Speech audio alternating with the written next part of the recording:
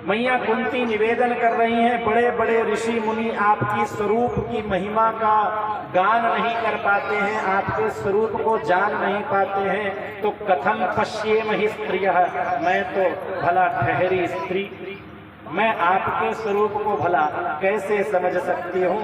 हम नंदनाय च नंद गोप कुमाराय गोविंदाय नमो नमः। नमः पंकजनाभाय नमः पंकजमालिने नमः पंकजनेत्राय नमस्ते पंकजांघ्रये।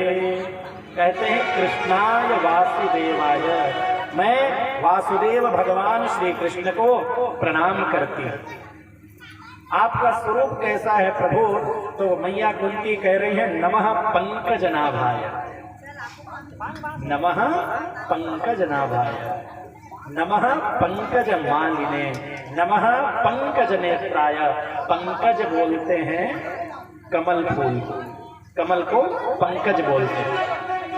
और भगवान के पैर भी कमल पुष्प हैं, भगवान के नेत्र भी कमल पुष्प हैं। तो उपमा देते हैं तो कमल पुष्प की उपमा क्यों देते हैं, इसको हम समझें। आपने देखा होगा कमल कहाँ खिलता है? जल में, कीचड़ में। लेकिन क्या कमल जल के भीतर रहता है? नहीं। चाहे जल कितना भी भरा हो, कितनी भी बड़ी नदी तालाब हो, जल के ऊपर ही कमल खिलेगी। और श्रीमद् भगवद गीता में भगवान श्री कृष्ण भी यही उदाहरण देते हैं, पद्म पत्र मीमांभसा। आप प्रयोग करके देखिएगा, कमल के जो पुष्प हैं उनके पत्ते के ऊपर आप जल छोड़ के देखिएगा, पानी, उसमें पानी ठहरता नहीं है।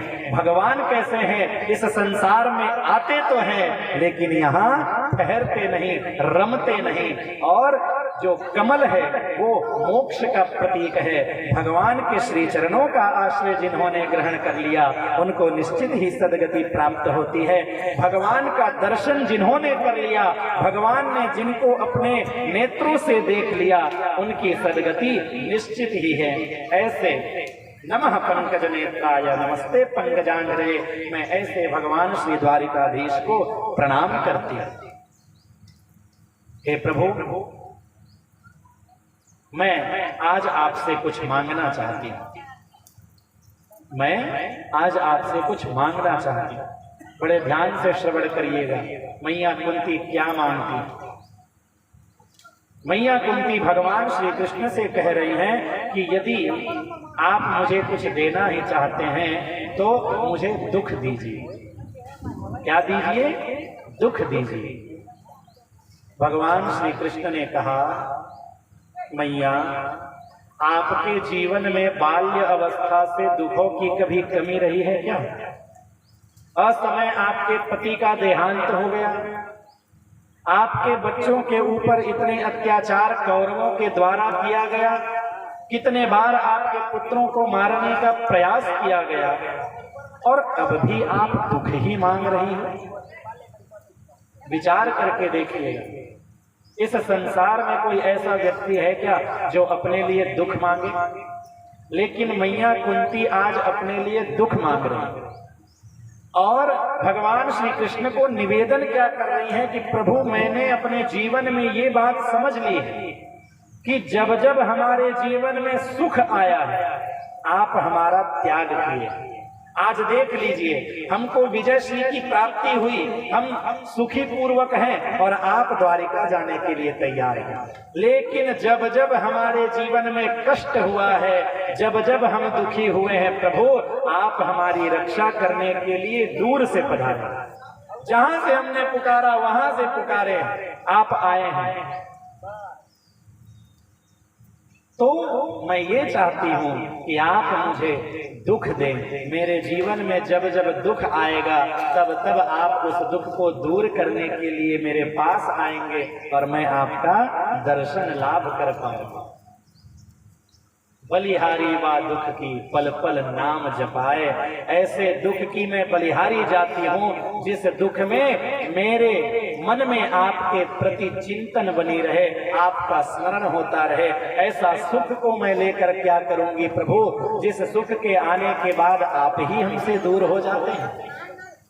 हनुमान जी भी भगवान श्री राम को यही कहते हैं, कह हनुमंत विपत्ति प्रभु सोई, और जब तब सुमिरन भजन न होई। संतों के लिए दुख का कारण तो तभी है जब भजन ना हो, चिंतन ना हो। और दुख में सुमिरन सब करे, सुख में करे न कोई। और जो सुख में सुमिरन करे तो दुख काहे को होए।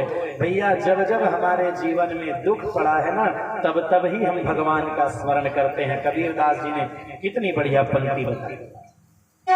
लेकिन कहते हैं कि जब हम सुख में स्मरण करेंगे ना, तो कभी हमारे जीवन में दुख भटकेगा ही नहीं। और जो संत होते हैं वो तो न दुख में दुखी होते हैं, न सुख में सुखी होते हैं। मैया कुंती ने कहा, यदि आपको मुझे कुछ देना ही है तो दुख दीजिए। लेकिन भगवान श्री कृष्ण ने भी कह दिया, हुआ आप दुख तो मांग रही हो, लेकिन मैं दुख दे नहीं सकता। क्यों नहीं दुख दे सकता? क्योंकि मंगल भवन अमंगल हारी।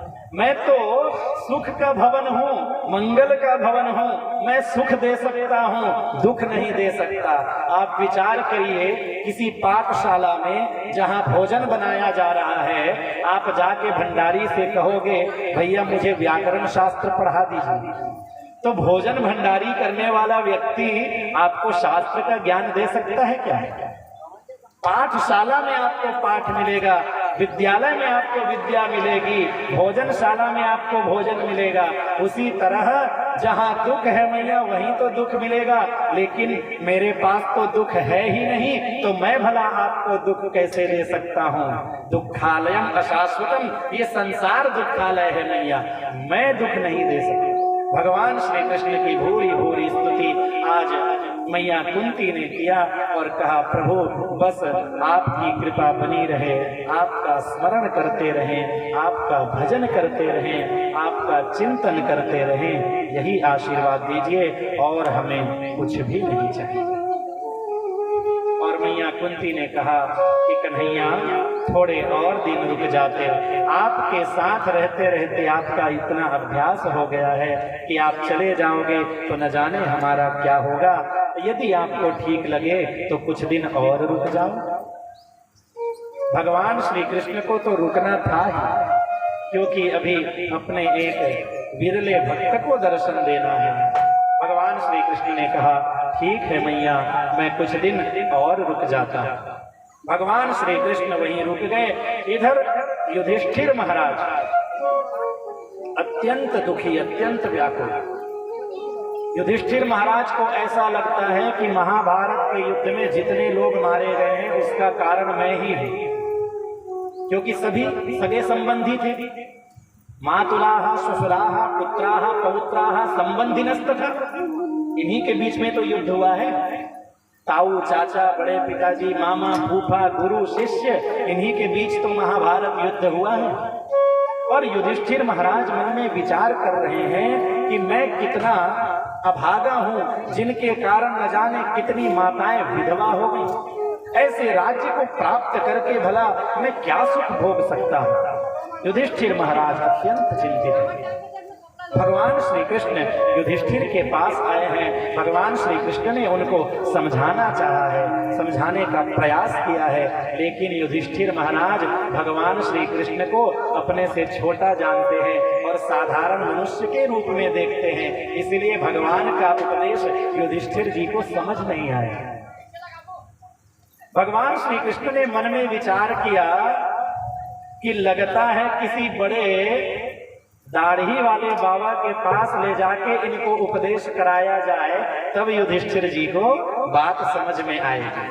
और वो दाढ़ी वाले बाबा कौन है? हमारे भीष्म पितामह, जो सरसैया में आज भी पड़े पड़े भगवान श्री कृष्ण की प्रतीक्षा कर रहे हैं, क्योंकि उनको तो इच्छा मृत्यु का वरदान है। और भीष्म पितामह सरसैया में उत्तरायण के आने की प्रतीक्षा कर रहे हैं। युधिष्ठिर जी को उपदेश दिलाना तो एक काम है, लेकिन अपने भक्त को दर्शन देना